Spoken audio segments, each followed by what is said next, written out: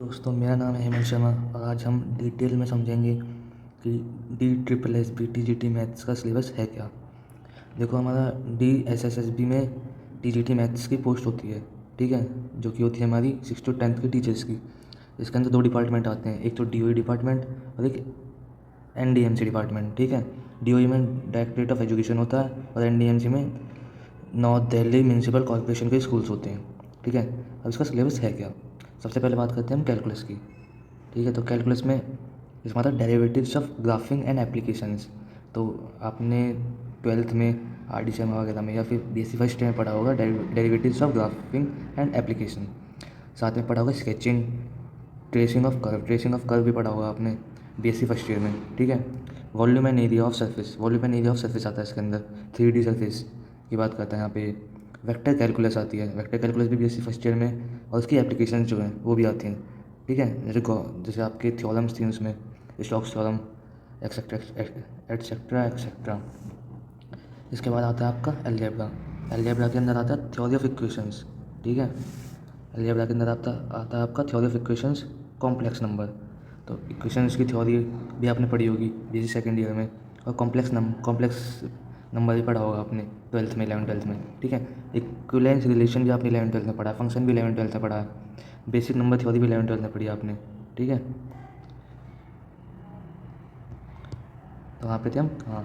Basic number theory भी 11th-12th में पढ़ी है। लो एक्लन फॉर्म भी आपने 11th-12th में पढ़ी है, यानी लो एक्लन फॉर्म आपने BSc में पढ़ी है, ठीक है। और इसकी एप्लीकेशंस भी पढ़ी हैं आपने। अगर आप BSc से हो तो आगे देखेंगे। इसके बाद आता है आपका नेक्स्ट टॉपिक रियल एनालिसिस में क्या है, रियल नंबर सिस्टम है, सारा रियल नंबर सिस्टम है। इसके अंदर प्रॉपर्टीज़ हैं रियल नंबर सिस्टम की, सीक्वेंस है रियल नंबर सिस्टम का, इनफाइनाइट सीरीज है, ठीक है। सीक्वेंसिंग की थ्योरम्स हैं बहुत सारी इसमें, वो सब भी पढ़ना है हमको इसके अंदर। इसके बाद आता है डिफरेंशियल इक्वेशन हमारा भी इसमें भी इंपॉर्टेंट टॉपिक था और यहाँ पे भी इंपॉर्टेंट ही रहेगा, ठीक है। इसमें डिफरेंशियल इक्वेशन में मैथमेटिकल मॉडलिंग है। ये आपका शायद BSc में ना हो सिलेबस में, अगर आप यूपी की यूनिवर्सिटी से हैं तो ये आपका मिलता है बीटेक वगैरह में, मैथमेटिकल मॉडलिंग का कॉन्सेप्ट, ठीक है। पॉपुलेशन ग्रोथ मॉडल्स ये भी आपकी BSc में नहीं है शायद। अगर यूपी से हो तो, DU से हो, दिल्ली यूनिवर्सिटी से हो, तो आपके BSc में है। Second and higher order differential equations भी हैं इसके अंदर, ठीक है। Second and higher order differential equations भी हैं और एनालिसिस ऑफ मैथमेटिकल मॉडल्स भी हैं, ठीक है। ये सारा सिलेबस जो है ये DU BSc मैथमेटिक्स ऑनर्स से लिया गया है। इसके बाद आता है आपका थ्योरी ऑफ रियल फंक्शंस। अब यहाँ पे क्या था, लिमिट ऑफ फंक्शंस है, ठीक है। और ये भी आपने पढ़ा होगा। Continuous function and their properties हैं, ये भी आपने पढ़ा होगा BSc में। डेरिवेटिव एंड इट्स एप्लीकेशंस हैं, ये पढ़ा होगा BSc में। और Taylor theorem and its application, Taylor theorem आपने BSc में पढ़ा हो तो बहुत इंपॉर्टेंट थी और यहाँ पे भी इंपॉर्टेंट ही रहेगी, इससे क्वेश्चन पक्का आता है। इसके बाद आता है मल्टीवेरिएट कैलकुलस, ठीक है। मल्टीवेरिएट कैलकुलस, इसमें क्या है, कैलकुलस ऑफ फंक्शंस है, ठीक है। फंक्शंस पे इसमें डेरिवेटिव और इंटीग्रल होगा, ठीक है। Extrema of function of 2 variable है and properties of vector field आ जाएगा यहाँ पे। डबल एंड ट्रिपल इंटीग्रल आ जाएगा, Green Stokes and Gauss divergence theorems आ जाएंगे, ठीक है। तो ये पार्ट भी इंपॉर्टेंट है, इसमें इससे क्वेश्चन पक्का आता है, प्रीवियस ईयर में है एक ही पेपर में, इससे भी है प्रीवियस ईयर में एक ही पेपर में, और इससे भी है, ठीक है। तो एक ही टॉपिक से इसमें 3 क्वेश्चन आए हुए हैं, तो इंपॉर्टेंट है। अब आता है पार्शियल डिफरेंशियल इक्वेशन। तो पार्शियल डिफरेंशियल इक्वेशन थोड़ी टफ होती है ऑर्डिनरी डिफरेंशियल इक्वेशन से, ठीक है। अब इसके अंदर क्या क्या पढ़ना है हमको पढ़ना है first order PDE, first order partial differential equation and method of characteristics, और उसके मेथड्स पढ़ने हैं हमको कैरेक्टरिस्टिक्स के, ठीक है। अलग अलग मेथड्स आपने पढ़ा होगा जैसे थर्ड ईयर में पार्शियल डिफरेंशियल इक्वेशन, जिसमें अलग अलग मेथड्स दे रखे हैं इसके। फिर वापस से मैथमेटिकल मॉडल्स आ जाते हैं यहाँ पे। फिर classification of second order linear differential equation, partial differential equation आ जाता है, ठीक है। कुछ ही प्रॉब्लम्स आएंगे यहाँ पे, वेव इक्वेशंस आएंगे, वेव इक्वेशंस इंपॉर्टेंट टॉपिक है यहाँ पे, ठीक है। और method of separation of variables आएंगे। आगे चलते हैं। फिर आता है Riemann integration and series of functions. अब तो ये BSc फर्स्ट ईयर में भी है कहीं कहीं यूनिवर्सिटीज़ में, और मेनली MSc में भी है रिमान इंटीग्रेशन, ठीक है। Riemann integration, proper integral, sequence and series of functions and power series.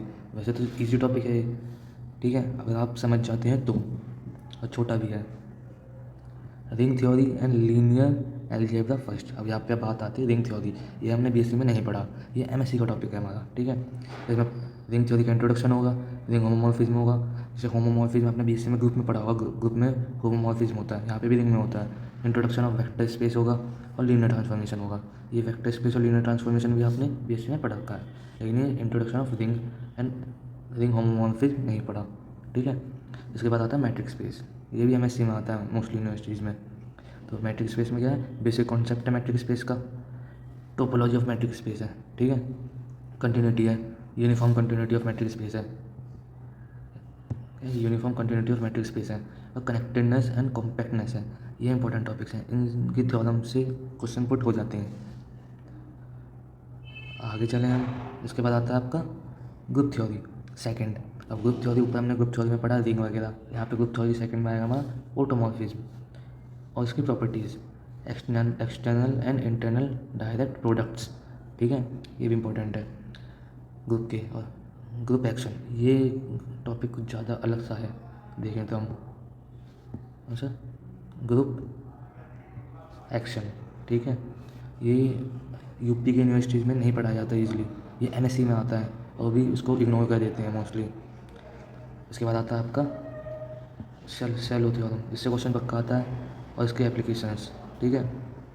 आगे फिर आते हैं कॉम्प्लेक्स एनालिसिस। वापस से कॉम्प्लेक्स आगे ऊपर भी हमने पढ़ा, लेकिन वो 11th-12th वाली कॉम्प्लेक्स थी।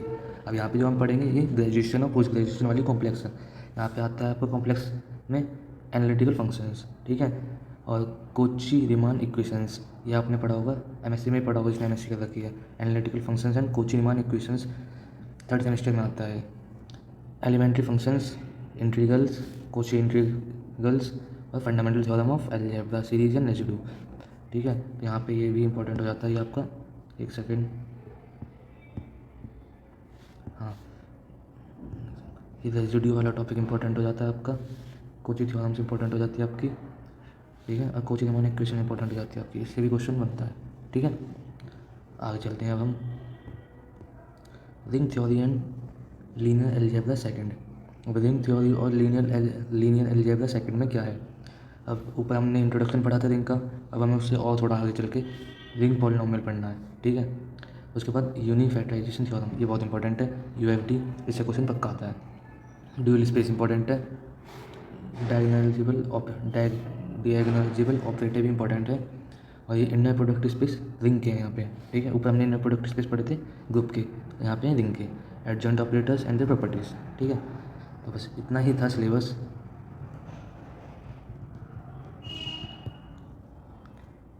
DSSSB TGT मैथ्स का। और अगर इस सिलेबस के अकॉर्डिंग आपको क्वेश्चंस की प्रैक्टिस करनी है तो चैनल से जुड़े रहिएगा, हम धीरे धीरे 5-5 करके क्वेश्चंस लाते रहेंगे जो कि PYQ हैं, ठीक है, और एक्सपेक्टेड हैं, आगे आ जाएंगे जो, ठीक है। Thank you.